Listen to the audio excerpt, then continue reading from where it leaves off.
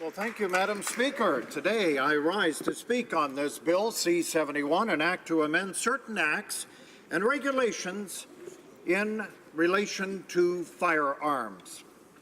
While the Liberals tell us that this bill is all about tackling gun violence and violent gang activity, we see nothing at all in this bill, Madam Speaker, which evenly remotely touches on these issues.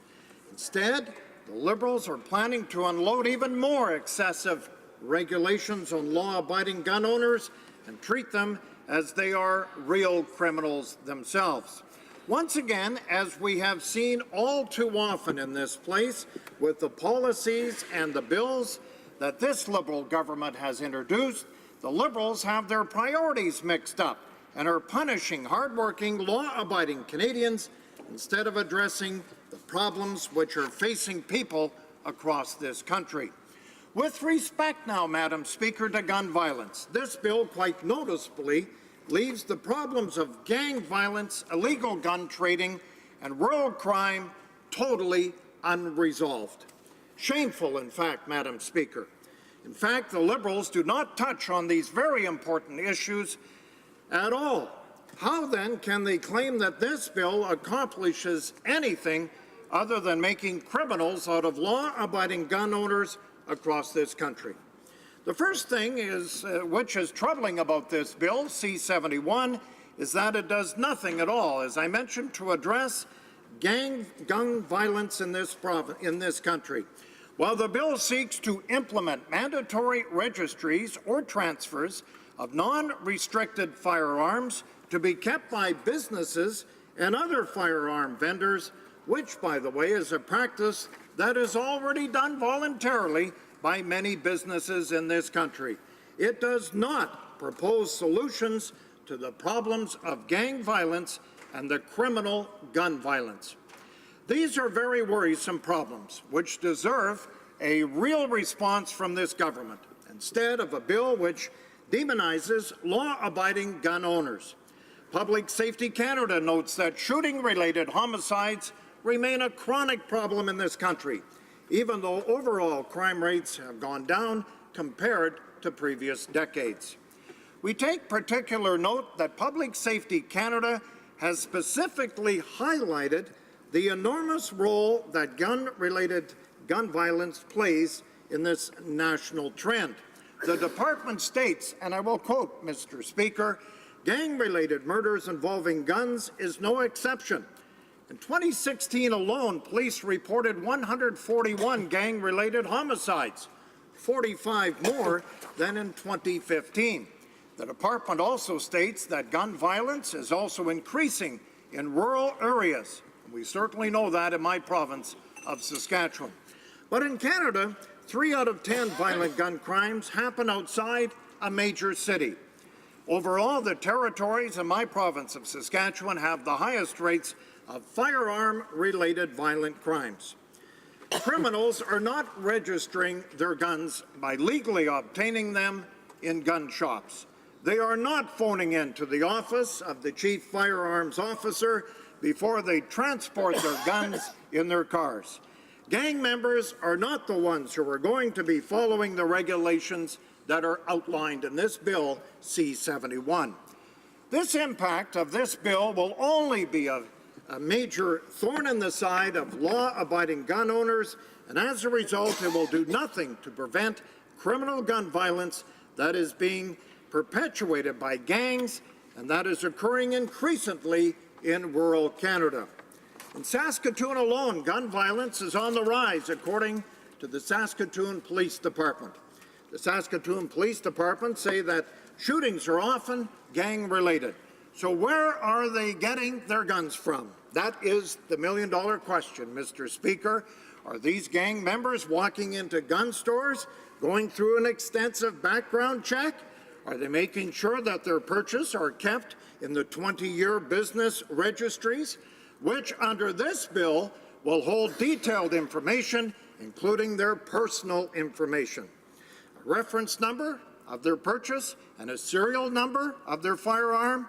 Well, not according to the Saskatoon Police and their Superintendent Dave Hay, who says that the firearms that they are recovering generally come from break-and-enters. Unsurprisingly, when it comes to guns, criminals do not act like law-abiding gun owners. Criminals act like criminals. We know that, Mr. Speaker. But the Liberals seem to be missing this consideration at all in Bill C-71.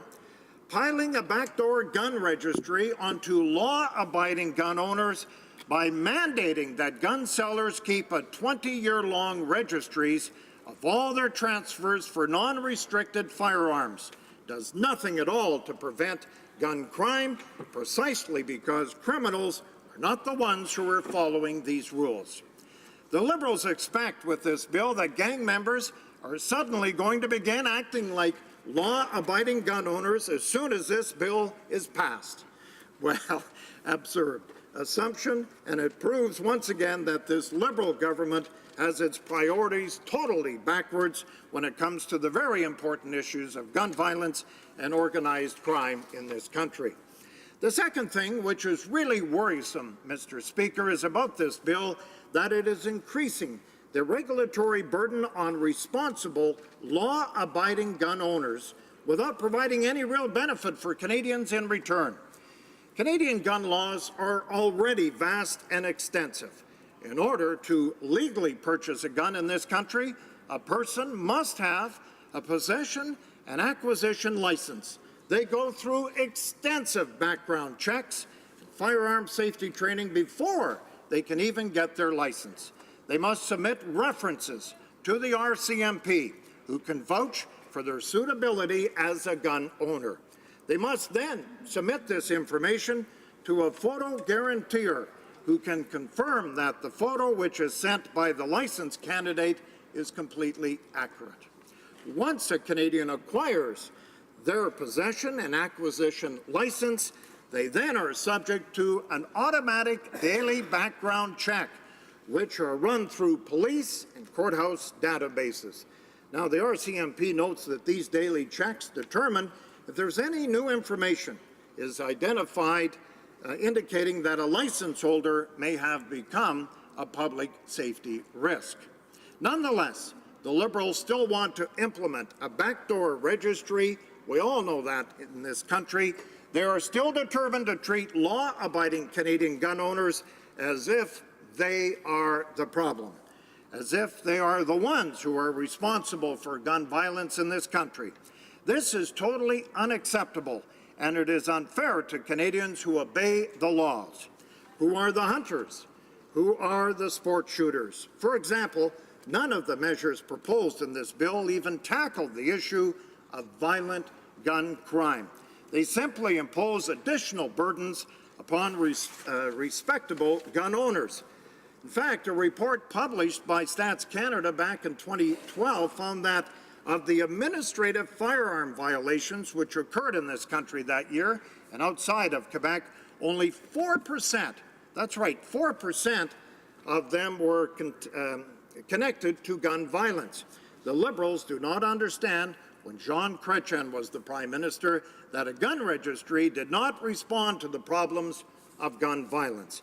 And the Liberals still today do not understand that in the year 2018. When will this Liberal government finally make the distinction between law-abiding gun owners and the criminals who do not follow these rules? When will this Liberal government actually take meaningful steps to protect Canadians by introducing real legislation to combat gun violence and criminal activity being conducted by our gangs? Before I leave, Mr. Speaker, that said, I want to move, and second by the member from Calgary Confederation, that the motion be amended by inserting after the word parties the following: provided that the travel does not exceed 85 calendar days. Thank you, Mr. Speaker.